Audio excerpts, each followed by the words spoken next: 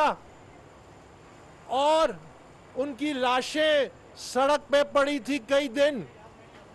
ان کے رشتہ دار رو رہے تھے, نوکنا تھے.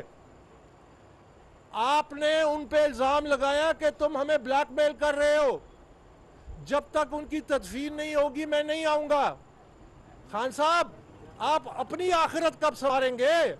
میں آپ سے یہ سوال کرنا چاہتا ہوں کہ جو آپ کے دور میں مہنگائی ہوئی, ماں باپ نے اپنے بچوں کو دریا میں پھینک دیا کیونکہ وہ ان کی مہنگائی کی وجہ سے ان کی کفالت نہیں کر سکتے تھے.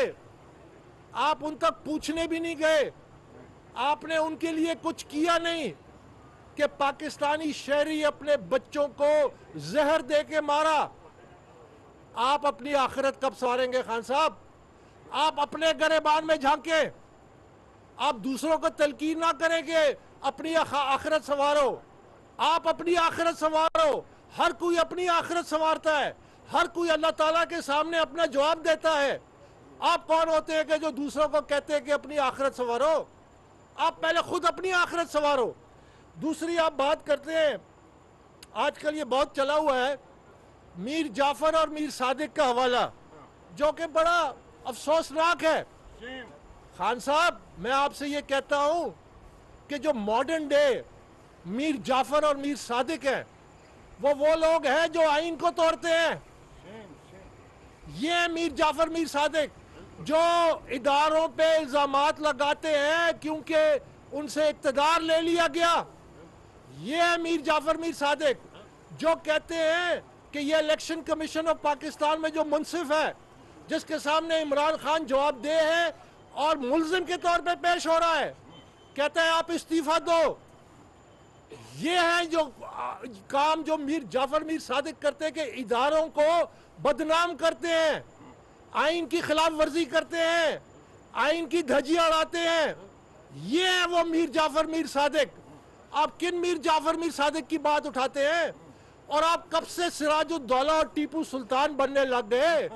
مجھے یہ بتائیے کہ کون ٹیپو سلطان امریکہ کے صدر کی الیکشن جیتنے کے لیے 2 رکعت نفل پڑھتا تھا؟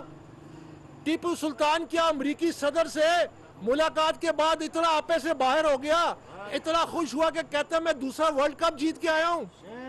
کون سا ٹیپو سلطان ہے جو کشمیری مسلمانوں کے مودی کے ظلم کے حوالے کرتا ہے؟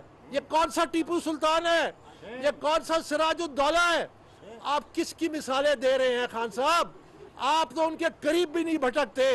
آپ کو صرف اور صرف اقتدار چاہیے, اور آپ کو جو آپ مطالبہ کرتے ہیں نا, جس طرح الیکشن کمیشن کے سامنے آپ مظاہرہ کرتے ہیں اور آپ کہتے ہیں کہ میرا منصف جو ہے جس کو آپ نے خود لگایا کہ اس کو ہٹاؤ کیونکہ آپ کو خطرہ ہے کہ شاید وہ انصاف کی بنیاد پہ فیصلہ دے گا. یہ فیشزم ہے, اسے فیشزم کہتے ہیں. ہمارا اس وقت قوم کا سب سے بڑا مسئلہ یہی ہے کہ عمران خان جو ہے, اب یہ جو کہتا ہے میں آزادی مارچ کرنے جا رہا ہوں, یہ آزادی مارچ نہیں ہے, یہ غلامی مارچ ہے. یہ پاکستان کی قوم کو غلام بنانے جا رہا ہے. یہ چاہتا ہے کہ میں قانون ہوں, میں آئین ہوں, میں منصف لگاتا ہوں, میں اپنی مرضی سے منصف کو ہٹاؤں گا, میں اپنی مرضی سے قانون اور آئین کی دھجیاں اڑاؤں گا, میں بالائے طاق ہوں ہر قانون اور آئین سے. یہ غلامی مارچ ہے. اگر آپ آزادی کے اتنے ہی چاہتے ہیں تو پھر آپ سب سے پہلے پاکستان تحریک انصاف کو اپنی بادشاہت سے آزاد کریں. آپ کی پاکستان تحریک انصاف میں اس وقت بھی جو سینئر قیادت ہے وہ آپ کی اس پالیسی کے مارو یا مر جاؤ, یہ جو ڈو اور ڈائی آپ نے اپنائی ہے. مجھے معلوم ہے کہ آپ ڈی چوک پہ کیوں آنا چاہتے ہیں, کہ ڈی چوک پہ آ کے آپ اپنی منشا کریں, اپنی مرضی کریں سپریم کورٹ کے ساتھ, الیکشن کمیشن کے ساتھ اور اسٹیبلشمنٹ کے ساتھ, آپ ان کو اپنے ہاتھ میں لے لیں. یہ ہے آپ کا مقصد. اور جو تحریک انصاف کی قیادت ہے اس میں اکثریت آج بھی مخالفت کر رہی ہے. میں ان کو داد دیتا ہوں, میں کہتا ہوں یہ وقت ہے کھڑے ہونے کا, کیونکہ پاکستان کی جو بقا ہے, پاکستان کی جو سلامتی ہے, پاکستان کی جو معاشی خود مختاری ہے وہ داؤ پہ ہے. ہم مزید انتشار برداشت نہیں کر سکتے.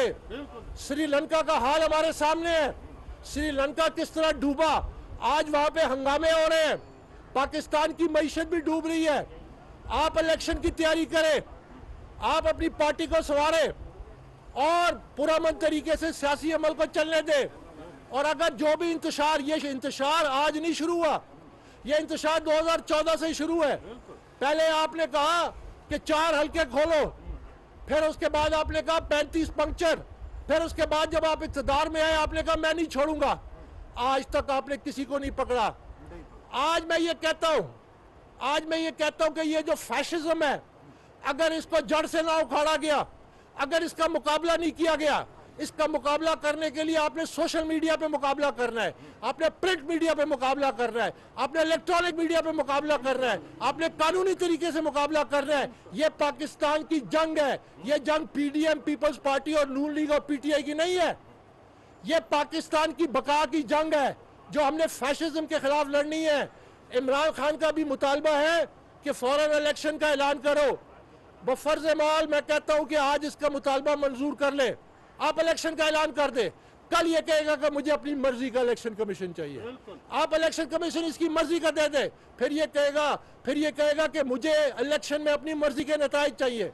फिर अगर इलेक्शन नताइज आपके 10 सीटें कम आई तो फिर आप कहेंगे कि मुझे ये इलेक्शन नहीं मंजूर।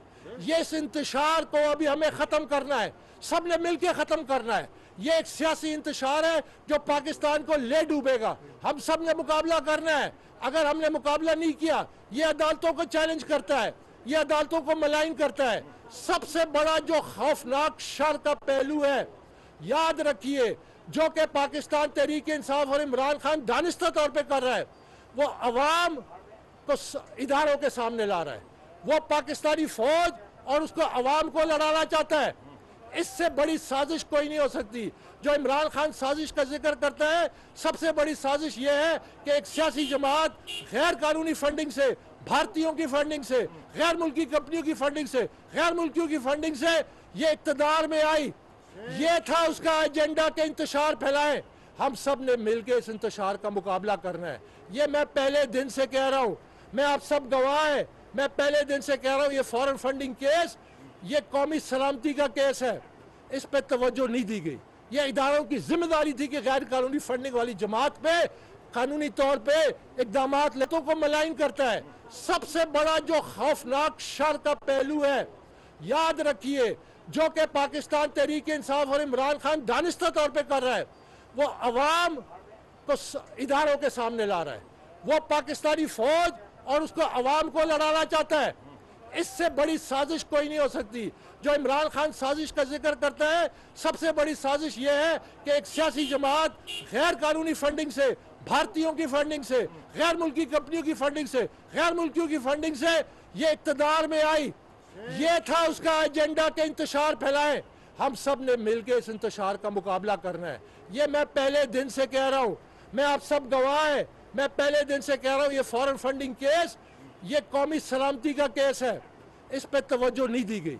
ये इदारों की जिम्मेदारी थी कि गैर कानूनी फंडिंग वाली जमात पे कानूनी तौर पे इक़दामात लेते। नाज़रीन, Akbar S Babar election commission के बाहर मीडिया से गुफ्तगू कर रहे हैं। उन्होंने कहा कि खान साहब अपनी आखिरत सवारिए, सानहा साहिल वालों को आज तक इंसाफ नहीं मिला।